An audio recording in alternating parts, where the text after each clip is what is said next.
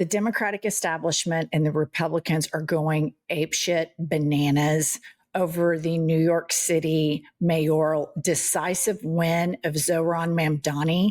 And AOC has a great clip here that I want to play for you guys. Just about Mr. Mamdani as an individual. This is about the message that the people of New York City are trying to send to our party, and particularly in the fact that the entire Democratic establishment, when given a broad range of candidates to support across all sorts of different ideas, still decided to stubbornly choose Andrew Cuomo, who is a leader, who has been a leader for a very long time when the people are clearly asking for generational change. You know, I think it speaks to the fact that I think a lot of those lessons do need to be learned, and I hope that they're learned soon. Okay, I think she has such a good point that the Democratic establishment stubbornly put out Andrew Cuomo, which completely negates every argument that Democrats have against Donald Trump. He is corrupt, issues with sexual abuse of women. And this shows how fearful the Democratic establishment is of actually doing what Bernie wanted to do, actually having a party that is for the people. But what's really at the core here is all of the AIPAC lobbying money. And so many Democrats are compromised on this. And we all need to be crystal clear on this. There is a huge difference between being a supporter of Jewish people and wanting them to live with dignity and security and safety, to not be exposed to anti-Semitism and bigotry. That is one issue that I think everybody agrees upon. But the Israeli government is horrific. These are horrific people, and no one on the planet is exposing Jewish people and making them less safe than the Israeli government right now. Benjamin Netanyahu is taking the Jewish cause back decades and decades and decades. This man is a monster. AIPAC is always up Democrats' ass about this person's anti-Semitic, this person's anti-Semitic. They're rarely, the Anti-Defamation League, they're rarely up Trump's ass about Elon Musk doing 2 Sieg Heils, the pardoning of a man who wears a Camp Auschwitz jersey, the marches in Charlottesville, the boat parades with Nazi flags, all of the Nazi imagery that is always floating around the Proud Boys, and all the anti-Semitism on the right. So it's bullshit. And they're trying to own these Democratic politicians and the Democratic base. And this man's ideas are not radical. What's so interesting is on the right, they want to tell you he's this radical Sharia law Muslim. But he wants to make New York City a sanctuary city for LGBTQIA plus people. And in my state, there are so many people that need sanctuary because our governor and our superintendent of school bully people that are gay, bully lesbians, bully trans kids, and they try to make them less safe. And so this is not going to float, and the Democrats need to keep pounding every single politician that is compromised by AIPAC money. Mamdani is not an anti-Semite. The anti-Semitism lives in the Republican Party, and it is just such bullshit, and everybody is seeing through it. No one is making Israel and Jewish people less safe than the Prime Minister, Benjamin Netanyahu. All right, next up. Here's a tweet from a guy who's completely MAGA Meltdown.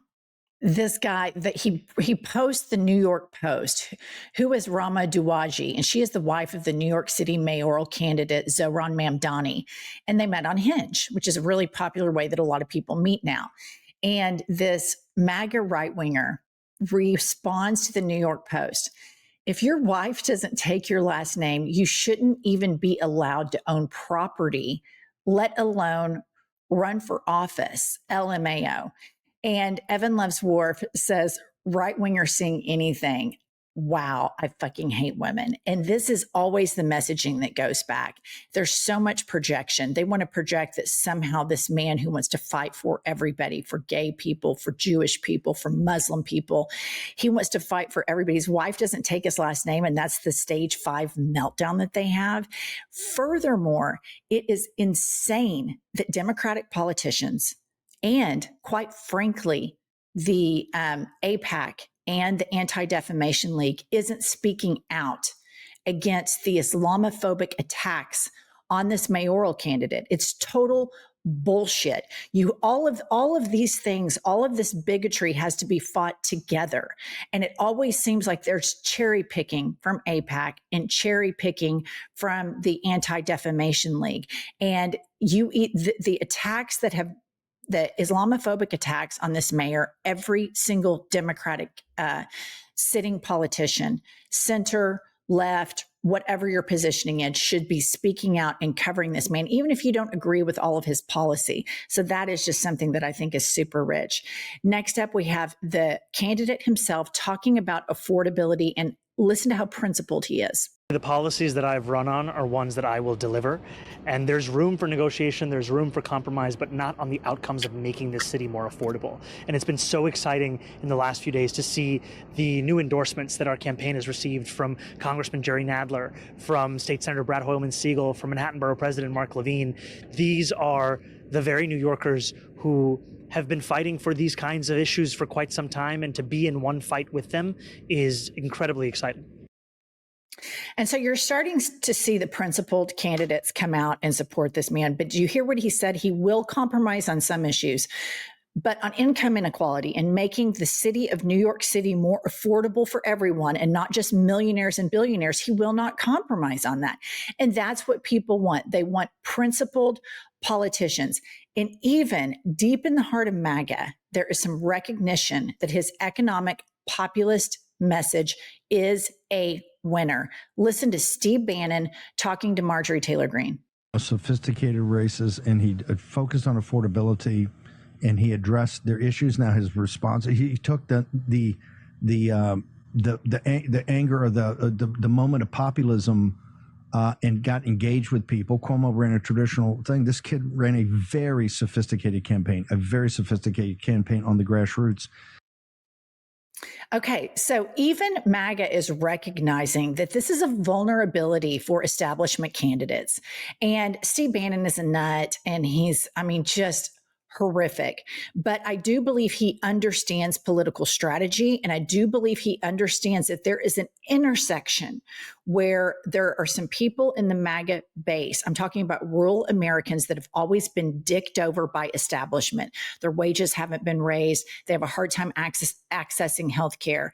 And then the working class Democrats. There's an intersection where a populist message from Bernie Sanders, from AOC, and now Zohran Mamdani, that a lot of common ground can be found. Because at the end of the day, the MAGA cult, they'll go bananas over 7 trans athletes till the day they die. They're going to die on that hill. They're never going to vote any differently than what the right-wing media echo chamber tells them to vote.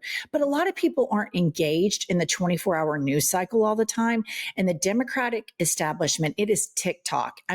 You guys need to either jump on board or go join MAGA or start your own party, because the base of this party doesn't want to compromise anymore. We don't want politicians that are beholden to AIPAC, which is beholden to a mass murderer, war criminal that does nothing but endanger Jewish people worldwide. No one is more dangerous to Jewish people right now than the actions of Benjamin Netanyahu, because they are indefensible, completely indefensible. And he's doing all of this stuff to cling on to power. Okay, lastly, I'm going to leave you with this. I thought this was a great tweet. Melanie DiRigio tweets, Zohran Mamdani's plan to tax the rich is a 2% tax on income tax over $1 million. If you make $1.1 million, you'd pay an extra $2,000. And she says, rather cleverly, I think, watching working class conservatives and politicians completely melt down about this is wild. And this is going to be the final push. They called Bernie a radical socialist for years. They called Barack Obama a radical Kenyan communist socialist for years. And Barack Obama was far more corporate Democrat than Bernie. But at the end of the day, Bernie's issues are not radical. Making wage equality something when you see this egregious, disgusting wedding of Jeff Bezos over in Venice, and even the Venetians are appalled at having his brazen wealth when the world is breaking and wage gaps are just spreading and spreading, and it's become such a great divide. So this is going to be a moment where we see, and we'll do roll call on which Democratic politicians step up to the plate and get on board. Because I think if they're going to be corporate Democrats, they're going to lose exactly the way Hillary Clinton did. They're going to lose exactly the way Kamala Harris did. And for the record, Kamala Harris was progressive. I think it's the Democratic establishment that got in her ear and gave her this centrist strategy that led to the election defeat. And we cannot let these corporate Democrats, these centrist Democrats that don't believe in anything, that are completely compromised, handle the midterms or handle the 2028 election. Okay, that's all we have for today. I'll see you all later.